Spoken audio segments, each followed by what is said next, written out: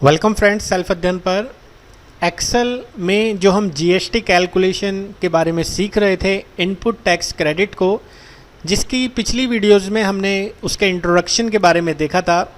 आज हम क्वेश्चंस को सीखने वाले हैं और 8 क्वेश्चंस जो कि हम प्रैक्टिकली देखेंगे वो एक्सेल में कैसे कैलकुलेट करेंगे, उसका थोड़ा सा प्रोसीजर हम यहाँ पर देखने वाले हैं। आपको पहले से एक्सप्लेन किया गया है कि इनपुट क्या होता है, कैपिटल गुड्स क्या होता है और इनपुट सर्विसेज क्या होता है। तो पिछली वीडियोस अगर आपने नहीं देखी तो पहले आप वो वीडियोस देख लें, जिससे आपको आज की वीडियोस में कोई प्रॉब्लम ना आए। आप देखेंगे यहाँ पर ए लिमिटेड से हमने कुछ परचेज़ करा है। हमने 8% यहाँ पर 18% को यहाँ पर एज्यूम किया है। 99% से जो जीएसटी रेट है, सीजीएसटी और एसजीएसटी का, वो एप्लीकेबल है। तो हमें इसका टाइप बताना है। हमने क्योंकि परचेज़ करा है तो ये हमारा इनपुट में हमें यहाँ पर इसका कैलकुलेशन करना है। एक तरीके से हमने परचेज़ करा है, सिंपल इनपुट है। बी लिमिट से भी हमने यहाँ पर पार्टी से परचेज़ करा है। बी लिमिटेड से हमने कुछ स्टेशनरी मंगाई है ऑफिस के लिए और ये भी हमारा इनपुट है। और एयरटेल से हमने कुछ इंटरनेट चार्जेस वगैरह पे करे हैं, कुछ सर्विसेज ली हैं, उसका हमने यहाँ पर जीएसटी भी पे करा है। तो यहाँ पर हमें जो मिलेगा वो हमने इनपुट सर्विसेज के रूप में पैसा दिया है। तो इसका हम इनपुट क्लेम करेंगे ए और बी का, और एयरटेल के लिए इनपुट सर्विसेज का। हमारी कंपनी ने एक्स को कुछ प्रोडक्ट बेचा है 16,000 का, जिस पे हमने 18% जीएसटी से कैलकुलेशन की है और टोटल यहाँ पर बिल दिखाया गया है। तो ये हमारा आउटपुट रहेगा। सिंपल है। आउटपुट के बारे में तो हम देख ही चुके हैं। हम बात कर रहे हैं आईटीसी इनपुट के बारे में, और इनपुट कैपिटल गुड्स और इनपुट सर्विसेज कैसे कैसे हम टोटल इनपुट का कैलकुलेशन करेंगे, वही स्टेप हम देखने वाले हैं। सबसे पहले नीचे आप देखें कैलकुलेशन में टैक्स ऑन आउटवर्ड सप्लाई, जिसमें हमने यहाँ पर बिल जो दिया है एक्स लिमिटेड को 16,000 रुपये का, और इस पर हम जो 99% से टैक्स लगाने वाले हैं, आप इसका कैलकुलेशन कर लीजिए। 9% ऑफ टैक्सेबल वैल्यू सीजीएसटी के लिए भी और एसजीएसटी के लिए भी 9%।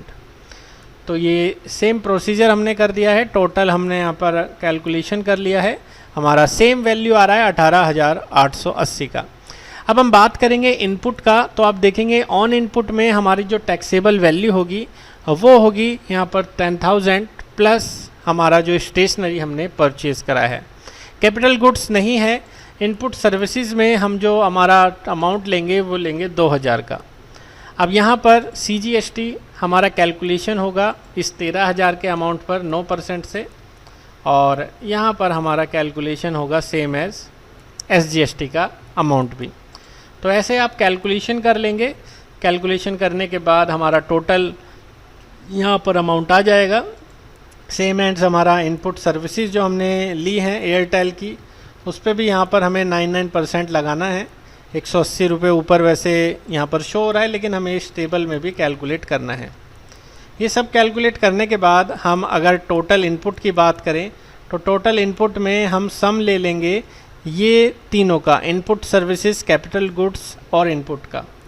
तो टोटल हमारा इनपुट हमें दिख चुका है, वो आ रहा है 1,350 रुपये का। अब क्योंकि हमारा आउटपुट ज़्यादा है और इनपुट कम है तो हमारा जीएसटी पेबल होगा। इसको हम पहले से ही देखते आ रहे हैं। GST payable if output is more than input and GST credit carry forward if input is more than output. तो हमें यहाँ पर जीएसटी सीजीएसटी वाला माइनस कर देना है। यहाँ पर टोटल इनपुट से हमारा 90 रुपये का जीएसटी पेबल आ रहा है सेंट्रल का, और 90 रुपये का हमारा एसजीएसटी पेबल आ रहा है यहाँ पर कैलकुलेशन होने के बाद। तो ये हमने सीखा क्वेश्चन नंबर 1। आइए क्वेश्चन नंबर 2 की ओर चलते हैं। नीचे से आप टैब बदल लीजिएगा, और ये नोट्स अगर आप मेंबर्स हैं तो डिस्क्रिप्शन लिंक से डाउनलोड कर सकते हैं। अगर आप मेंबर्स नहीं हैं तो नोट्स को बाय भी कर सकते हैं। तो आइए यहाँ पर कैलकुलेशन देखते हैं क्वेश्चन नंबर 2 की। जैसा कि हमने कुछ चार्ट्स यहाँ पर साइड में दिखाया हुआ है, थ्योरी में भी हमने पढ़ा था कि किन किन चीज़ों पर हमें इनपुट टैक्स क्रेडिट नहीं मिलेगा। खाने पीने की चीज़ों पर, ब्यूटी ट्रीटमेंट पर, मेंबरशिप पर, rent a cab, life insurance, इस चीज़ को हम पिछली वीडियोज़ में डिस्कस कर चुके हैं। तो यहाँ पर आप देखेंगे ए लिमिटेड से हमने कुछ परचेज़ करा है और सी लिमिट से हमने कुछ खाना मंगाया है अपने एम्प्लॉय के लिए। तो यहाँ पर हमें दोनों का टाइप बताना है। तो यहाँ पर तो होगा हमारा इनपुट, और क्योंकि खाने पीने की चीज़ों पर इनपुट नहीं ले सकते तो यहाँ पर हमें कोई इनपुट नहीं मिलेगा। अब सिंपल कैलकुलेशन है, टैक्सेबल वैल्यू हमें लेते हुए यहाँ पर सिर्फ इनपुट लेना है। यहाँ पर ना तो कैपिटल गुड्स है ना ही इनपुट सर्विसेज है। तो ये सब चीज़ें आप कैलकुलेट कर सकते हैं, बिल्कुल ईजी बन जाता है ये। आइए थर्ड क्वेश्चन की ओर चलते हैं। क्वेश्चन नंबर थर्ड में यहाँ पर ए लिमिटेड जो कि नॉर्मल डीलर है और डी लिमिटेड जो कि कंपोजिशन डीलर है। अब कंपोजिशन डीलर क्या होता है ये आपको नहीं पता, तो मैं आपको यहाँ पर थोड़ा सा कंपोजिशन डीलर के बारे में बता देता हूँ।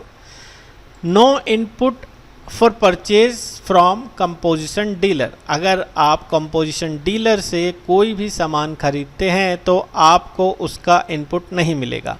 कंपोजिशन डीलर कुछ ऐसे शॉपकीपर होते हैं जो बिल जब जनरेट करते हैं तो उसमें जीएसटी कैलकुलेट नहीं करते, यानी कि टैक्स इंक्लूसिव इनवॉइस होती है, वहाँ पर आपको कोई वहाँ पर टैक्स पे नहीं करना होता। लेकिन परचेज पर्सन जो कि परचेज़ कर रहा है कंपोजिशन डीलर से, वो उस पर अपनी तरफ से उसका जीएसटी गवर्नमेंट को पे कर सकता है। वो प्रोसीजर हम बाद में देखने वाले हैं। फ़िलहाल तो हमें परचेज़ अगर कोई प्रोडक्ट करते हैं कंपोजिशन डीलर से तो वहाँ पर हमें कोई इनपुट नहीं मिलता, ये ध्यान रखना है।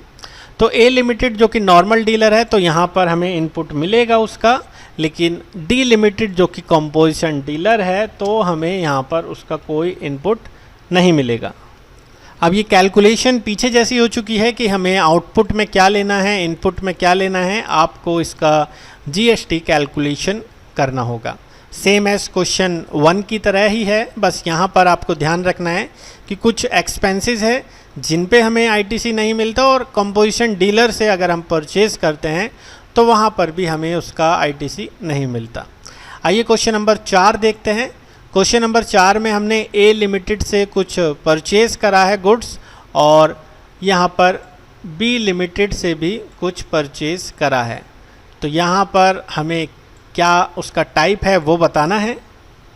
अब आप ज़रा देखें यहाँ पे कि हमने जो ए से गुड्स ख़रीदा है, ए का जीएसटी नंबर मेंशन है और हमने अपनी कंपनी का भी जीएसटी नंबर यहाँ पे मेंशन करा रखा है। इसका मतलब हमने जब गुड्स ख़रीदा ए लिमिटेड से तो हमने अपना जीएसटी नंबर शेयर करा, उसने हमें बिल भेजा, बिल में भी उसने जीएसटी नंबर शेयर करा, तो यहाँ पर हम उसका इनपुट ले सकते हैं। लेकिन आप देखें बी लिमिटेड का तो जीएसटी नंबर मेंशन है, लेकिन बिल टू माई कंपनी का जो बना है वहाँ पर जीएसटी नंबर मेंशन नहीं है। तो आपको कुछ बातें ध्यान रखनी है कि इनपुट अवेलेबल तभी होगा जब हमने हमारा जीएसटी नंबर पार्टी से शेयर करा होगा time of purchase. Both party GST number should be ideally mention on the bill. अगर ऐसा नहीं है, हमारा बिल पर हमने जो परचेज करा है हमारा जीएसटी नंबर मेंशन नहीं है, तो फिर हम उसका इनपुट क्लेम नहीं कर सकते। तो इस केस में यहाँ पर इनपुट नहीं मिलेगा because of GST number party का मेंशन नहीं है, हमारी कंपनी का मेंशन नहीं है। सेल करा है हमने और सेल करते हुए तो हम उसका आउटपुट ले सकते हैं सीधा सीधा। और आप फिर से समझ गए होंगे कि हमें यहाँ पर जो टैक्स ऑन आउटवर्ड सप्लाई है इसका 9% से कैलकुलेशन करना है, और सिंपल हमें यहाँ पर इसी का ही इनपुट मिलेगा और इसका भी 9% से कैलकुलेशन करना है। आउटपुट ज़्यादा है, इनपुट कम है, तो जीएसटी पेबल ही हमारा क्वेश्चन नंबर 4 में निकल कर आएगा।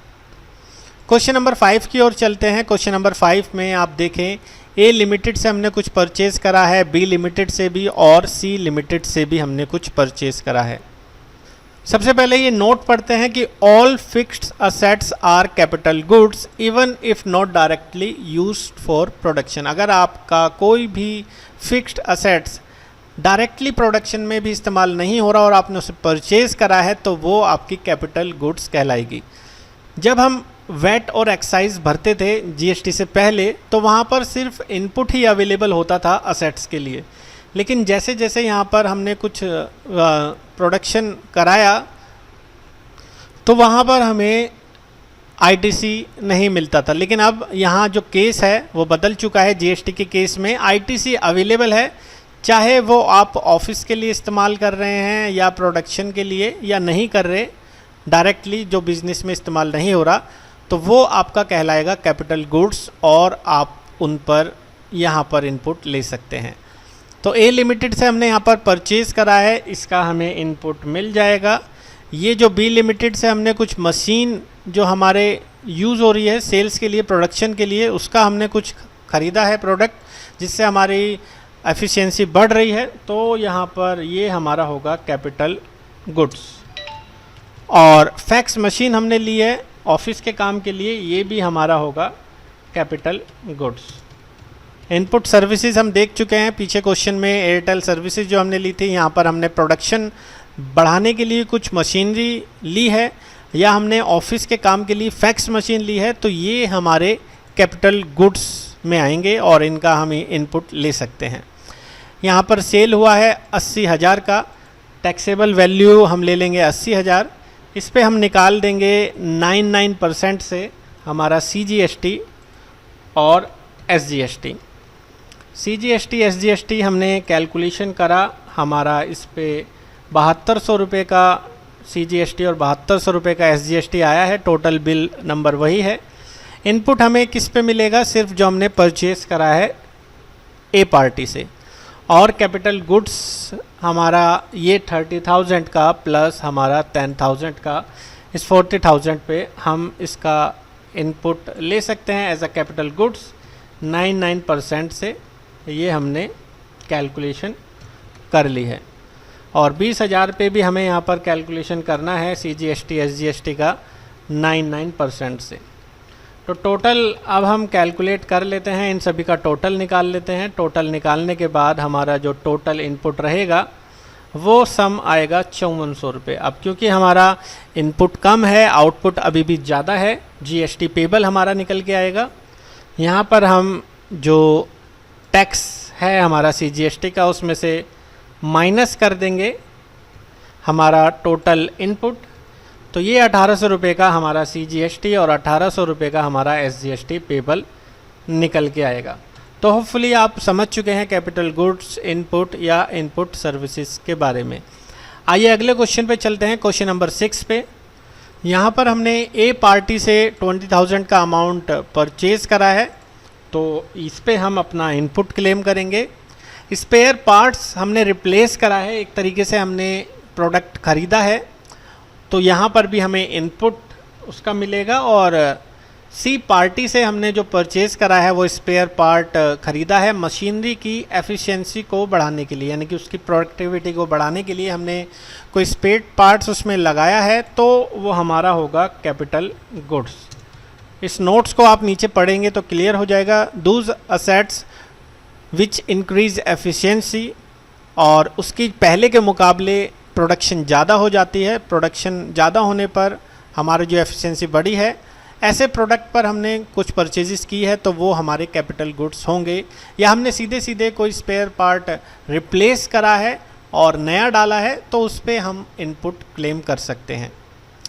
सी कंपनी का हमारा कैपिटल गुड्स है। उसके बाद हमने माई कंपनी ने एक्स लिमिटेड को सेल करा है, तो यहाँ पर उसका आउटपुट हम ले सकते हैं।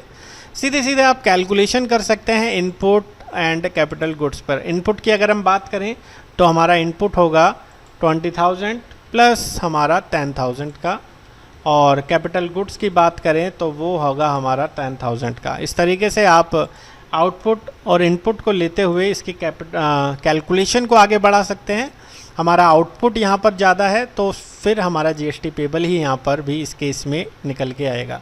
तो इसको आप आगे कैलकुलेट कीजिए। आइए क्वेश्चन नंबर 7 की ओर चलते हैं। यहाँ पर हमने ए पार्टी से गुड्स ख़रीदा है बेचने के लिए, सीधा सीधा हम इसका इनपुट क्लेम करेंगे।